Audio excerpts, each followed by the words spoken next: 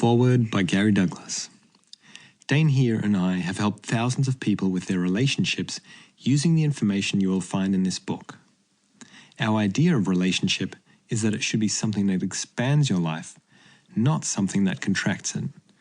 A relationship is not something you do as a substitute for having a life. We've done a lot of research and we've gone to pretty much every church, cult and religion you could get involved in, and neither one of us have found anything that gives you more freedom in this area than the tools of access consciousness. They offer more freedom, more choice, and more possibilities than anything else we have tried. Approximately 90% of the people we have worked with using these tools have had their relationship change into something better than what they had. They are able to begin generating the kind of relationship that actually works for both of them. The other 10% say, you know what? This relationship isn't working. Neither of us really wants to be here. Let's get a divorce.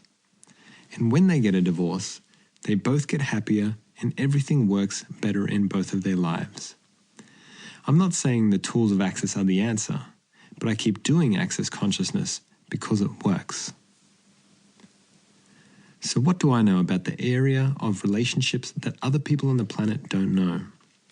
What makes me an authority? Well, I had 2 marriages and both of them ended. Part of the reason they ended was that I was a romantic and I thought that if you loved somebody enough, everything would turn out fine. So whenever something about me was unacceptable to the person I was with, I would divorce that part of me in order to make the relationship work for them. And I began to realize that I not only did that in my marriages, I did it in all areas of my life as well.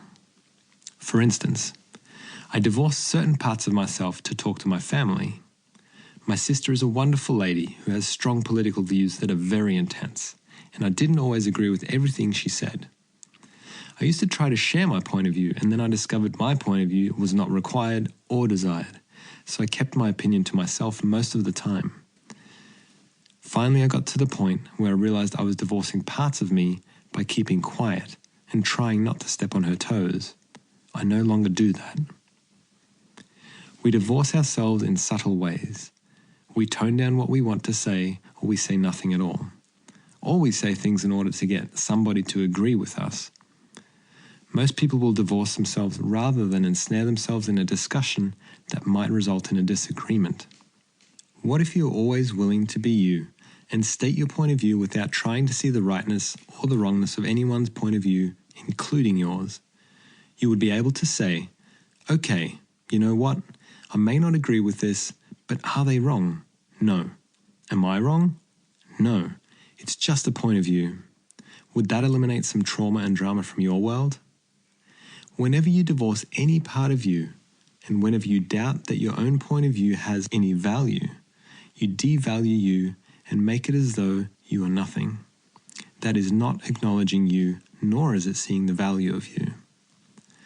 What if you were to start to see the value of you in every relationship you have? Whenever we go to the wrongness of us and judge ourselves, we're deciding that we have no value.